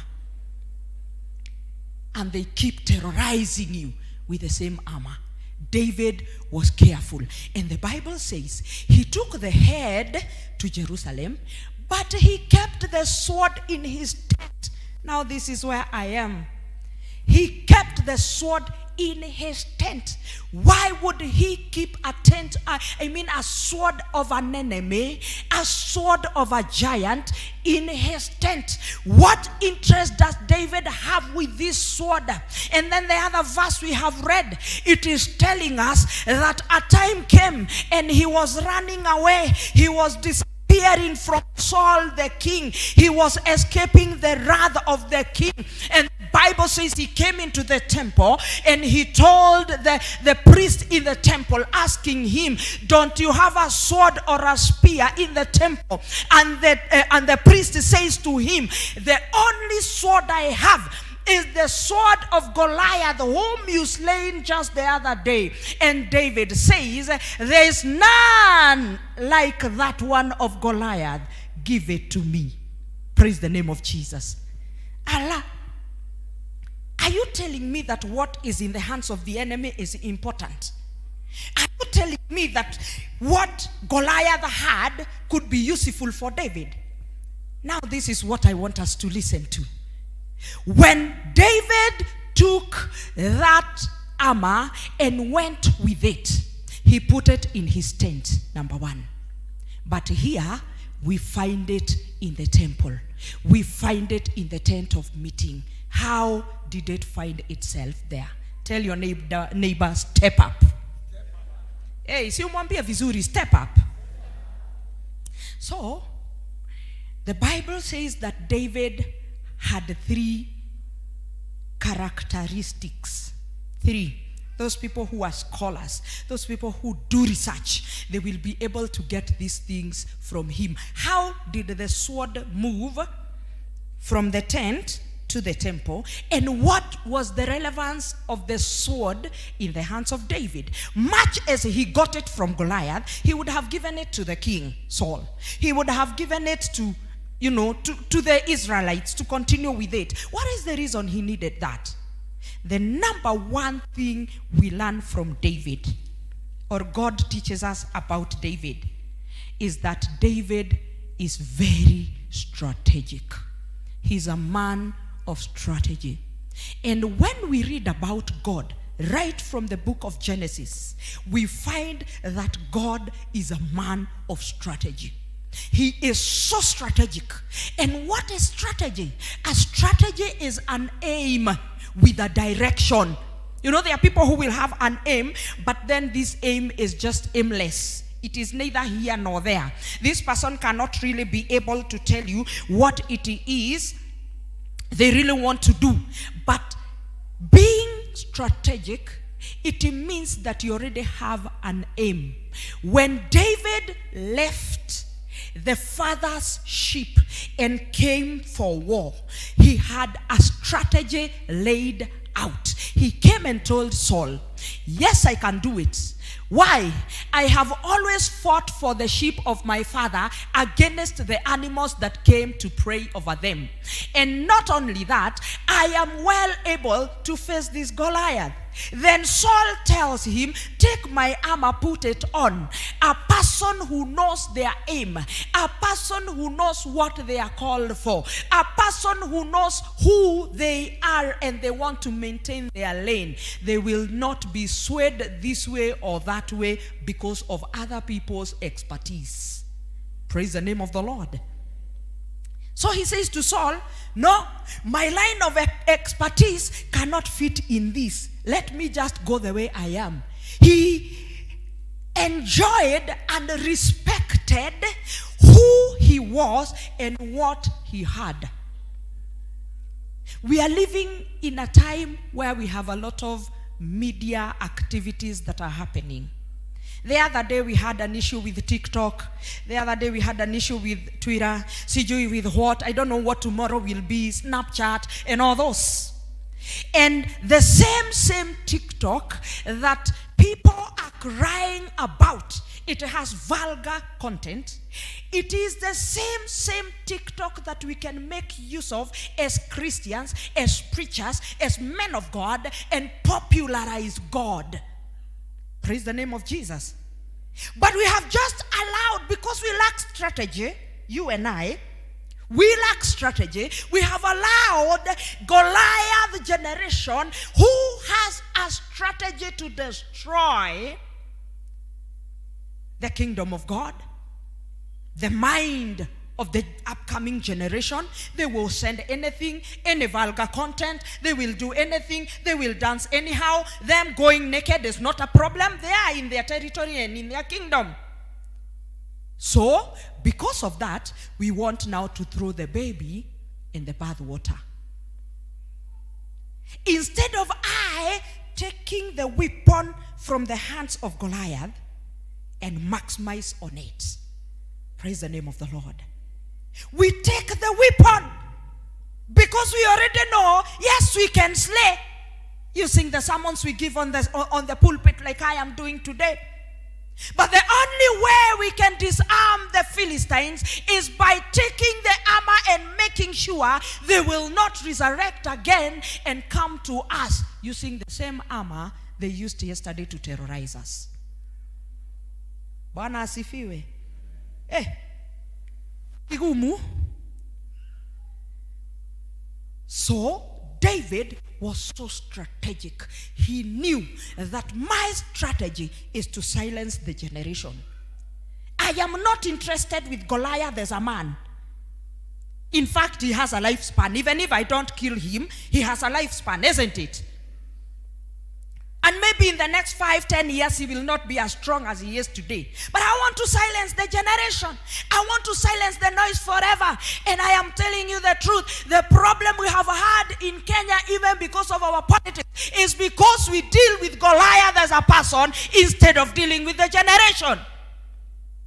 Praise the Lord. And when I talk about generation, it is not you and I, but the generation are the atrocities, the things that have always happened, the wars that have always happened. What is the problem? Instead of us getting to the roots, we cut the tree by the branches. Do we think we have done anything? So tomorrow, the tree will still flourish. David had a strategy. What is your strategy in regards to your life, in regards to your family, in regards to your business, what is your aim? What is this? What is your plan? Do you have any? You know, I love what one of our elders some long time ago, I was a member of the P.C.E.A church. We had an elder by the name Mungai Joroge. God rest his soul in peace. He went to be with the Lord. But I remember a statement he kept on telling us every time. If you do not plan, you plan to fail.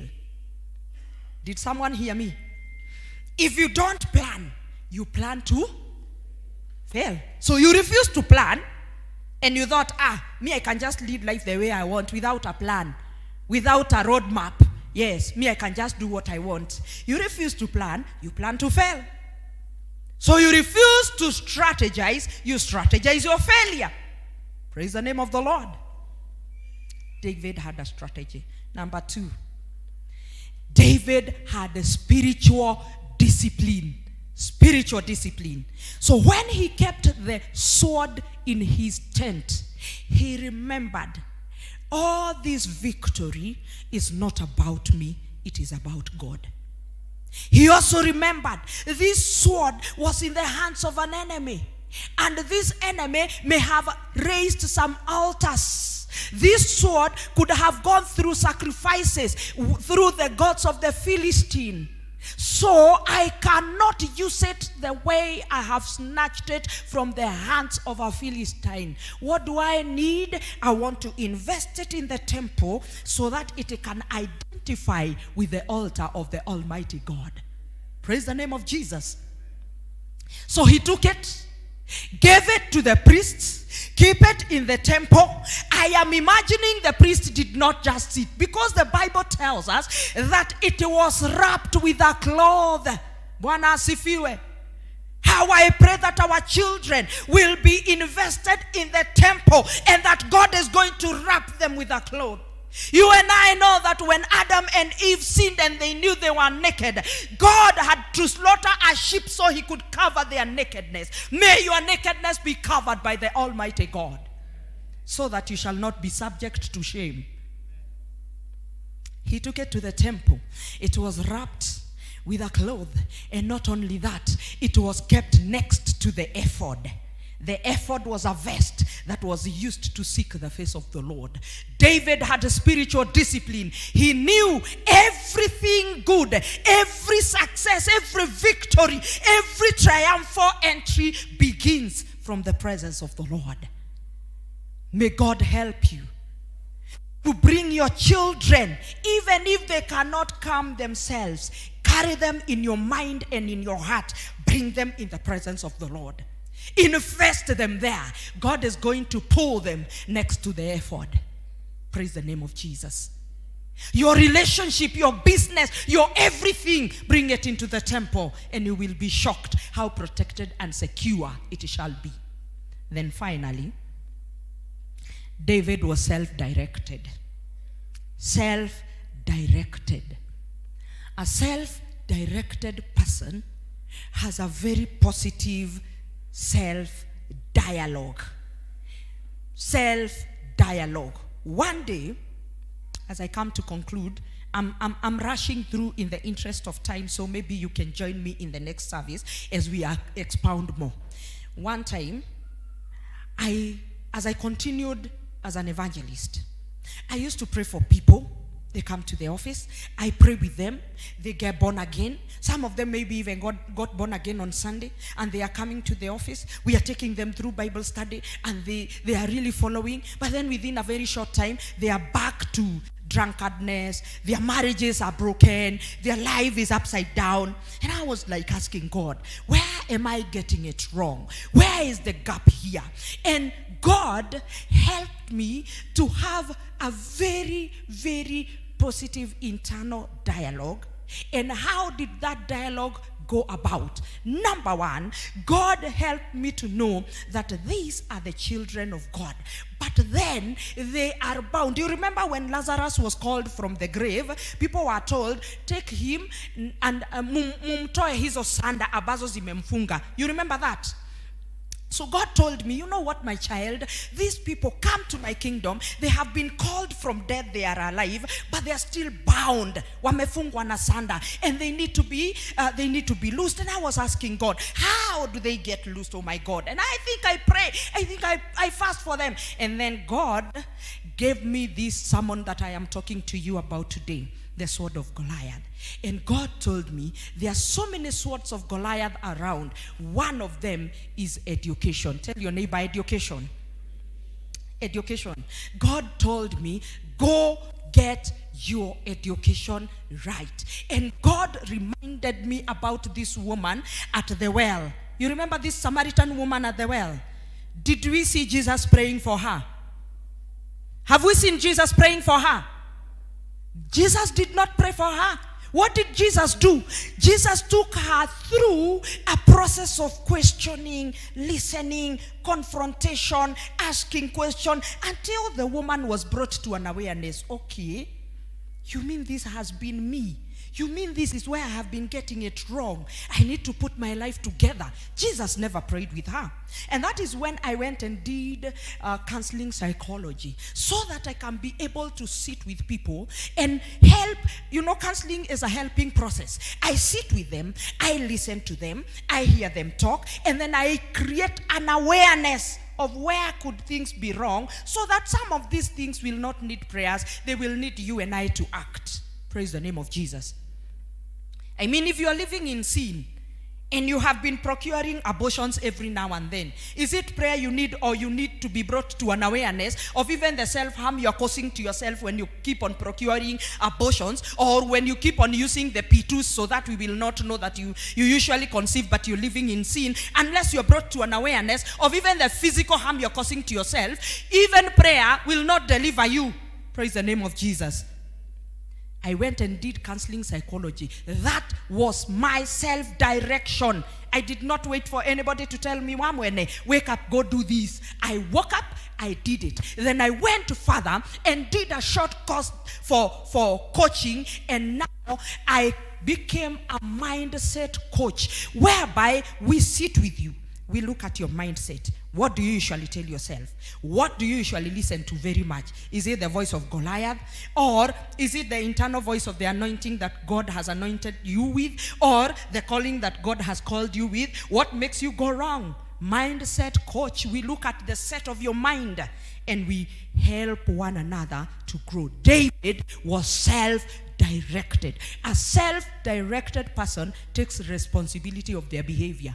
They take responsibility of their walk and talk. They take responsibility of their character. They don't keep on pushing it to others. It's because of the government. It's because of the church. It's because of my parents. When you grow up, when you mature, you take responsibility of every of your action. So David says to the priest, give me that sword. I will take responsibility of my action. And the sword of Goliath was so huge and so heavy. David, as we are told by the Bible, was so small at that particular time. But he knew that this size I am in today will not be the same size I have tomorrow. So I must take a challenge that is bigger than I am. Praise the name of Jesus. Always take a challenge that is bigger than you. Do not make yourself so small. Do not limit yourself so much, because the size of your God is bigger than you. Praise Jesus. Look at the size of your God. Take that challenge that is bigger than you. He took that sword of Goliath and marched out with it. Why? Again, he knew that the same way I fought as a boy is not the same way I can fight as a king. Yesterday's victory will not determine today's victory. The tools I used yesterday, the skills I used yesterday, the prayers I did yesterday must not be the prayers I do today. Praise the name of Jesus. So he knew, I must take my game a notch higher. I must step up my faith. I must step up my skills. I must step up everything I do. You too. The way you interact with people, your social circles, your spiritual, awareness, the way you behave wherever, step it up. Because what you did yesterday may not give you victory today. Would you invest your children in the presence of the Lord? Would you invest your sons, even if they're drunkards, in the presence of the Lord? Even if they are criminals, in the presence of the Lord? Would you invest your daughters in the presence of the Lord? Would you invest your business in the presence of the Lord? Would you invest your health in the presence of the Lord? Your wealth in the presence of the Lord? Everything in the presence of the Lord. It might have been a sword in the hands of Goliath, but it matters in whose hands it has come. When that weapon changes hands, it has the capacity to make and do exploits. When your son changes hands from the hands of the enemy to the hands of the Almighty, he has the capacity to do exploits in the kingdom of God. Wastahili ewe Bwana, wastahili ewe Bwana, wastahili ewe Bwana, kupokea utukufu. Wastahili ewe Bwana, wastahili ewe Bwana, wastahili ewe Bwana, kupokea utukufu. Tunapoendelea kusema wastahili kupokea utukufu, labda uko katikati yetu na unasema, ewe Baba Mungu, niko hapa siku ya leo na nimejua ya kwamba my investment have been in the hands of Goliath. All my children have been in the hands of Goliath. Everything that I own has been in the hands of the Goliath. Even my discipline in the hands of Goliath. My joy in the hands of Goliath. My peace in the hands of Goliath. And you're saying, from today on, I want to take my power back. I want to take my weapon back. I want to take my peace back. I want to take my joy back. And you're telling the Lord, here I am, Jehovah. I want a next change. I want a next change. I want a next change. I want to step up. Yes, in the name of Jesus, I want to step up. My marriage from Goliath. My college from Goliath. My business from Goliath. My everything from Goliath. You're there. You're saying, Lord Jesus, this is the hour. Raise your hand up so we may pray together. Raise your hand up so we may pray together. Today we are going to invest the sword in the presence of the Lord. Inua mkono ili niweze kuona na niombe na wewe ambaye unasema, Jehova, I want to take my power back. Inua mkono tuweze kuomba nawe. Bwana, wastahili ewe Bwana, wastahili ewe Bwana, kupokea utukufu. I'm asking this for the last time, na ninaona watu wanainua mkono nusu mlingoti. It's all about you and God. I told you David was self-directed, and I know kuna wale ambao wananisikiza away from here. I may never be able to see your hand, but the Lord is seeing that hand raised and directed unto him. I am asking you, who is ready to step up, and you're seated in this sanctuary and you're saying, oh Lord God, my Father, I want to take back my energy. I want to take back my glory. I want to take back my peace and joy. I want to take back everything that belongs to me. I want to take it away from Goliath so that I can make use of it. Lift your hand as I pray together with those people out there whom I cannot be able to see. May God bless those hands. They are raised unto the Lord, not unto man. Man will only look down on them. Man will only ashame you. Man will come like Goliath did and try to put your self-esteem down, but our Almighty God will never do that. If you're raising your hand and you're genuinely saying, enough of Goliath, run over here so you can invest your sword in the temple where it shall be anointed and do exploits. Run over here. I want to pray. I want to pray. I want to pray because I want us to finish. We are taking our power. We are taking our power back. We are taking our glory back. We are taking it away from Goliath, our children from Goliath, our hope from Goliath, our joy from Goliath, our wealth and health from Goliath. Yes, we are taking it away. We are snatching it away. We are taking it away by fire, by force. We cannot allow Goliath to rule and reign again. We cannot allow him to put us down anymore. We cannot allow his generation to keep on crushing us and putting us down. Enough of his drama. Enough of his power. In Jesus' name.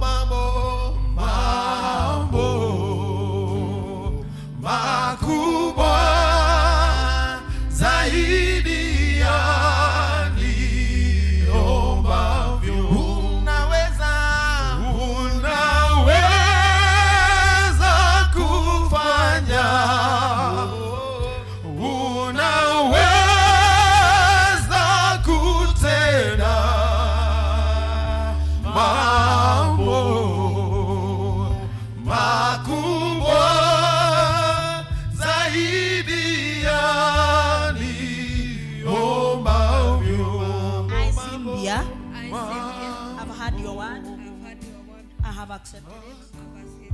I have believed it. And I have been born again. From now on, I'm saved. I will continue in you, Lord. And I will always preach you. In the name of the Father, the Son, and the Holy Spirit. Lord, I thank you for Cynthia. She is your child. You love her. You know her. Thank you for delivering her and saving her. Thank you for investing her in your temple and in your house, oh dear Lord. Just like the sword that was with Goliath and now in the hands of David, your king, oh Lord. This is a sword in your hands, oh Jehovah. You have snatched it from the enemy, oh dear Lord, from sin.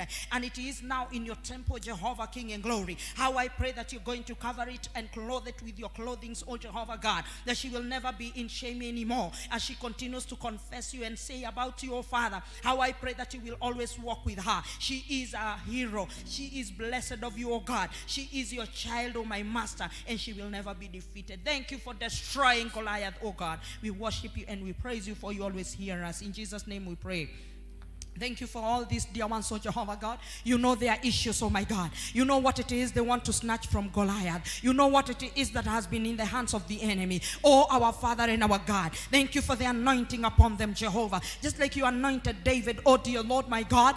The way they were in the morning is not the way they will live here. They will live anointed of you, oh God, our Lord. And I pray that they will gain a self-awareness. I pray that they will have a strategy. I pray that they will have spiritual discipline, oh God. I pray that they will be self-directed and driven, oh our Father, so that they can be able to rule their life in accordance to thy will. We worship you for the kingly anointing upon them, dear Lord. Go with them and show them mercy. Not only them, Jehovah God, the others out there who are listening and their hands are up, oh God. Whatever it is the enemy has taken from them, be it their health or wealth, be it their sons and daughters, dear Lord, be it their mindset, oh Jehovah our Father. Oh Lord, we call upon you, Jehovah God. These are swords that are going to be invested in your house, and they will do great things and exploits. In the name of the Father, the Son, and the Holy Spirit. God bless you as you step up. I think Cynthia, come. Ni wenu, simama tu hapo wakukujie.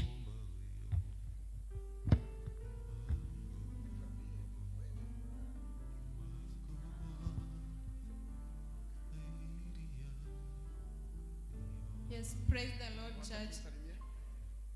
Kwa majina naitwa Cynthia. Mimi ni natoka Western but nakaa na mama pale. Yes. Asanteni sana. Acha tumsalimie on behalf of nyinyi wote. Tumsalimia, alafu mama anaishi pamoja naye atakuja hapa.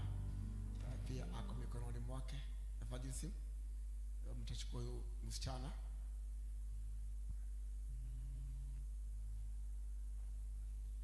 Ameniweka huru kweli. Tumsalimie on behalf. Naimba sasa haleluya. Kwa msalaba nimepata kutoka katika utumwa. Ameniweka huru kweli. Naimba sasa haleluya. Kwa msalaba nimepata Selovia kuja. Selovia kuja. Selovia. Nimeondoka na furahi, na dhambi zangu zimetoka. Sasa nikutumikia, Mwokozi wangu siku zote. Bwana asifiwe. Juu ya kufundishwa na kupelekwa klasi ya kuendelea kufundishwa na mpea Susan. Bwana asifiwe. Ndio aweze kumfundisha, juu ako na time, mfanyikazi wetu, na ako na time on behalf of evangelism. Na si kusema evangelism usifuatilie. Bwana asifiwe. Ndio aweze kupelekwa through the classes. Susan, kindly take over, mtafute, mpeleke through the classes, na pia tutataka hiyo ripoti. Bwana wa mbinguni awabariki.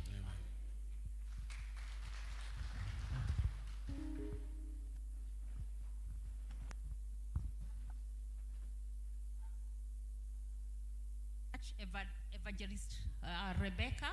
That was a powerful word, and we thank God we will take our swords into the house of the Lord all the time. We will stand up to share the grace together. Now, may the grace Of our Lord Jesus Christ. and the love of God and the fellowship of the Holy Spirit be with us now and forevermore. Amen.